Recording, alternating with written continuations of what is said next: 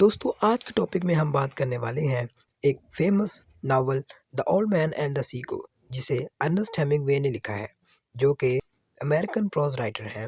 تو چلتے ہیں مین تھیم کی طرف۔ دوستو ایک کمال کی کوٹ ہے، "A man can be destroyed but not defeated"۔ ایک آدمی تباہ تو ہو سکتا ہے لیکن وہ ہارتا نہیں ہے۔ دوستو اس ناول میں بھی ہمیں رائٹر نے یہی پیغام دیا ہے۔ دوستو بات کر لیتے ہیں مین کریکٹرز کی۔ تو مین کریکٹرز میں سب سے پہلے نام آتا ہے سینتیاگو کا۔ دوستو سینتیاگو اس کہانی کا مین کریکٹر ہے اور یہ ایک مچھیرا ہے، یعنی کہ مچھلیاں پکڑنے والا۔ دوستو یہ انسان ایک بوڑھا آدمی ہے۔ بوڑھا آدمی ہونے کے ساتھ ساتھ اس کے جسم پر مختلف جگہ پر چریاں پڑی ہوئی ہیں۔ اس کے علاوہ اس کے ہاتھوں پر پرانے زخموں کے نشان بھی ہیں۔ لیکن یہاں پر جو بات دیکھنے والی ہے وہ یہ ہے کہ اس کی آنکھیں نیلی اور چمکدار ہیں۔ دوسرا مین کریکٹر مینولین ہے۔ دوستو یہ ایک نوجوان لڑکا ہے جس کے سینتیاگو کے ساتھ باپ بیٹے والے ریلیشن شپس ہیں، اور یہ سینتیاگو کے ساتھ مچھلیاں پکڑنے کے لیے سمندر میں جاتا ہے۔ نیکسٹ ہے مارلن۔ یہ تیسرا مین کریکٹر ہے اس ناول کا، جو کہ ایک بہت بڑی مچھلی ہے۔ اس کی لمبائی تقریباً 18 فیٹ ہے۔ دوسرے کریکٹرز میں لائنز ہیں جن کو سینتیاگو اپنے خواب میں دیکھتا ہے۔ اس کے علاوہ شارکس ہیں جو کہ بڑی مچھلی مارلن پر حملہ کرتی ہیں۔ تیسرے نمبر پر آتا ہے سی۔ دوستو سمندر کو بھی اس ناول میں ایز اے لیونگ کریکٹر کے طور پر لیا گیا ہے۔ تو بات کر لیتے ہیں اس ناول کی سمری کی۔ دوستو اس ناول کے شروع میں بتایا جاتا ہے کہ سینتیاگو ایک بوڑھا مچھیرا ہے۔ پچھلے 84 دن سے اس نے کوئی مچھلی نہیں پکڑی۔ پہلے 40 دن تک ایک لڑکا جس کا نام مینولن ہے، اس کے والدین نے مچھیرے کو بدقسمت ترین شخص سمجھتے ہوئے اس لڑکے کو زبردستی دوسرے لوگوں کے پاس بھیج دیا۔ سینتیاگو ایک بوڑھا، دبلا پتلا اور کمزور شخص ہے۔ اس کی گردن پر جھریاں پڑی ہوئی ہیں، اس کے رخساروں پر بھورے رنگ کے دھبے ہیں، اور بھاری اور بڑی بڑی مچھلیاں پکڑنے کی وجہ سے ہاتھوں پر گہرے زخموں کے نشان ہیں۔ اس کا جسم کمزور ہو چکا ہے سوائے اس کی آنکھوں کے، جو کہ نیلی اور انتہائی چمکدار ہیں۔ مینولن دراصل بوڑھے کے ساتھ 5 سال کی عمر سے وابستہ ہے۔ وہ سینتیاگو کو سب سے بہترین مچھیرا سمجھتا ہے اور سینتیاگو بھی اسے اپنے بیٹوں کی طرح سمجھتا ہے۔ سینتیاگو ایک غریب شخص ہے۔ اس کی جھونپڑی کھجور کے پتوں کی بنی ہوئی ہے۔ وہ یہاں اکیلا رہتا ہے۔ آدمی ڈی میگو کو پسند کرتا ہے۔ دراصل ڈی میگو ایک 20 بال کا کھلاڑی تھا جس کے پاؤں میں چوٹ لگی ہوئی تھی۔ اس کے باوجود وہ کھیل کو صحیح طرح کھیلتا تھا۔ وہ اخبار میں 20 بال کے میچ کی خبریں پڑھتے ہوئے سو جاتا ہے اور خواب میں وہ شیروں کو کھیلتا ہوا دیکھتا ہے۔ 85ویں دن صبح سورج طلوع ہونے سے پہلے بوڑھا آدمی اٹھتا ہے۔ بوڑھا آدمی اپنی کشتی میں جا کے بیٹھ جاتا ہے اور آہستہ آہستہ وہ سمندر میں بہت دور تک نکل جاتا ہے۔ وہ مسلسل کشتی کو چلا رہا ہوتا ہے۔ جب دن کی روشنی نمودار ہوتی ہے تو وہ دیکھتا ہے کہ وہ توقع سے زیادہ دور آ چکا ہے۔ بوڑھا سمندر میں تنہا ہونے کی وجہ سے اکثر اوقات خود سے باتیں کرتا ہے۔ وہ جب کبھی محسوس کرتا ہے تو اپنے خیالات کا اظہار بلند آواز میں کرتا ہے۔ سمندر کو ایک خاتون کے طور پر سمجھتا ہے جو بہت سی سمندری مخلوق اور مچھیروں کا پیٹ پالتی ہے۔ بوڑھا آدمی بڑی مچھلی مارلن کے بارے میں سوچتا ہے کہ وہ ارد گرد موجود ہو سکتی ہے۔ عین اسی وقت وہ ایک چھڑی کو تیزی سے پانی میں ڈوبتے ہوئے دیکھتا ہے۔ وہ سمجھ جاتا ہے کہ پانی میں 600 فٹ کی گہرائی میں ایک بڑی مارلن اس کے کانٹے میں پھنس چکی ہے۔ بوڑھا رسی کو کھینچ کر اپنی کمر کے ارد گرد باندھ لیتا ہے اور کشتی کو مسلسل چلتے ہوئے دیکھتا رہتا ہے۔ اسی حالت میں 4 گھنٹے گزر جاتے ہیں۔ سورج غروب ہونے والا ہے لیکن بوڑھے نے ابھی تک مچھلی کی ایک جھلک نہیں دیکھی۔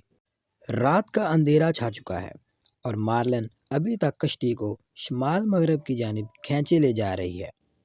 سردی سے بچنے کے لیے سینتیاگو اپنے گرد بوری باندھ لیتا ہے جس سے اس کی کمر اور کندھے بھی ڈھک جاتے ہیں۔ اب سورج کی روشنی مکمل نکل چکی ہے لیکن مچھلی کے تھکنے کے کوئی آثار نظر نہیں آ رہے۔ اب مچھلی کم گہرائی پر تیر رہی ہے۔ سینتیاگو کشتی کے پچھلے حصے کے ساتھ ٹیک لگا کر بیٹھ جاتا ہے۔ وہ مچھلی کی تعریف کرتا ہے اور سوچتا ہے کہ اس نے آج تک کبھی اتنی بڑی مچھلی نہیں دیکھی۔ وہ سوچتا ہے کہ اب وہ جلد از جلد مچھلی پر قابو پا لے گا۔ اب سپہر ہو چکی ہے اور کشتی آہستہ آہستہ اور مسلسل چل رہی ہے۔ اگرچہ بوڑھا اب مکمل طور پر تھک چکا ہے لیکن وہ ہمت نہیں ہارتا۔ سینتیاگو رات کو اپنی طاقت کا وہ مقابلہ یاد کرتا ہے جب اس نے کیسابلانکا میں ایک بڑے حبشی کے ساتھ کھیلا تھا۔ یہ مقابلہ ایک دن اور ایک رات جاری رہا، یہاں تک کہ سینتیاگو نے حبشی کا ہاتھ میز کے ساتھ لگا دیا اور اس کے بعد لوگوں نے اسے چیمپئن کہنا شروع کر دیا۔ آخر کار مچھلی بوڑھے کی کشتی کے بالکل نزدیک آ جاتی ہے۔ بوڑھا اپنا نیزہ تیار کر لیتا ہے اور پوری طاقت کے ساتھ مچھلی کے پہلو میں مارتا ہے۔ مچھلی پوری عظمت اور طاقت کے ساتھ پانی کے اوپر بلندی تک اٹھتی ہے اور دوبارہ پانی میں گر جاتی ہے اور الٹی ہو کر پانی کے اوپر تیرنے لگتی ہے۔ اس کے خون سے سمندر کا پانی رنگین ہو جاتا ہے۔ مچھلی بہت بڑی اور بھاری ہوتی ہے۔ بوڑھا اسے اپنی کشتی میں نہیں ڈال سکتا، چنانچہ وہ اپنی کشتی کے اگلے حصے کے ساتھ باندھ لیتا ہے۔ مارلن کا خون سمندر میں دور تک پھیل جاتا ہے۔ اب بوڑھے کو اندازہ ہو گیا ہے کہ بڑی مچھلی پر شارک مچھلیوں کے حملے ہوں گے۔ اچانک بوڑھا ایک بڑی شارک کو دیکھتا ہے۔ وہ اپنا نیزہ تیار کر لیتا ہے۔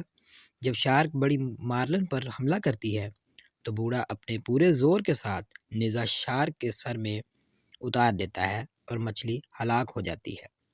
وہ اپنے آپ کو تسلی دیتا ہے اور کہتا ہے، لیکن آدمی شکست کھانے کے لیے نہیں ہوتا۔ آدمی تباہ تو ہو سکتا ہے لیکن اسے شکست نہیں دی جا سکتی۔ اچانک ایک اور شارک نے آ کر حملہ کر دیا۔ بوڑھا چاقو اس کے دماغ میں اتار دیتا ہے۔ سورج غروب ہونے سے پہلے دو اور شارکوں نے مچھلی پر حملہ کر دیا۔ بوڑھا دونوں کو مار ڈالتا ہے لیکن مچھلی جو ہے وہ مکمل طور پر تباہ ہو چکی ہوتی ہے۔ شارکوں کے مسلسل حملوں کی وجہ سے مارلن کا سارا گوشت ضائع ہو جاتا ہے اور سوائے ڈھانچے کے کچھ بھی نہیں بچتا۔ اب بوڑھا آدمی کشتی کے پچھلے حصے میں چلا جاتا ہے اور کشتی کے ساحل پر پہنچنے کا انتظار کرتا ہے۔ جب وہ ساحل پر پہنچ جاتا ہے تو واپس اپنی جھونپڑی کی طرف جاتا ہے اور بستر پر جا کر لیٹ جاتا ہے۔ وہ اخبارات پر چہرہ نیچے کی طرف کر کے اور بازو سیدھے پھیلا کر سو جاتا ہے۔ صبح کے وقت مینولین آتا ہے اور سوئے ہوئے بوڑھے کو دیکھتا ہے اور بوڑھے کے زخمی ہاتھوں کو دیکھتا ہے تو وہ رونے لگ جاتا ہے۔ بہت سے ماہی گیر بوڑھے کی کشتی کے گرد گرد اکٹھے ہو جاتے ہیں اور اس عظیم مارلن کی پیمائش کرتے ہیں اور اس کی لمبائی پر حیران ہوتے ہیں۔ مینولین کافی لے کر بوڑھے کی جھونپڑی میں آتا ہے۔ اس وقت بوڑھا جاگ چکا ہوتا ہے۔ بوڑھا مینولین کو بتاتا ہے کہ میں نے سمندر میں اس کی کمی کو بہت محسوس کیا۔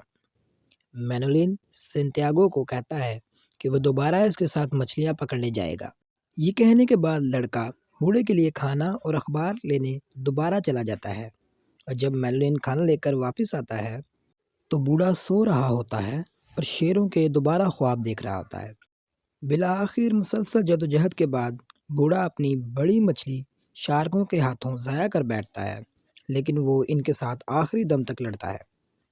بہرحال ناول ایک امید پر ختم ہوتا ہے کہ انسان کو اپنی زندگی میں کبھی ہمت نہیں ہارنی چاہیے۔ اس کی ناکامی ہی اس کے لیے اگلی کامیابی کی سیڑھی بنتی ہے۔ آج کی ویڈیو کے لیے اتنا ہی۔ مزید ویڈیوز دیکھنے کے لیے چینل کو لائک کریں، سبسکرائب کریں۔ شکریہ۔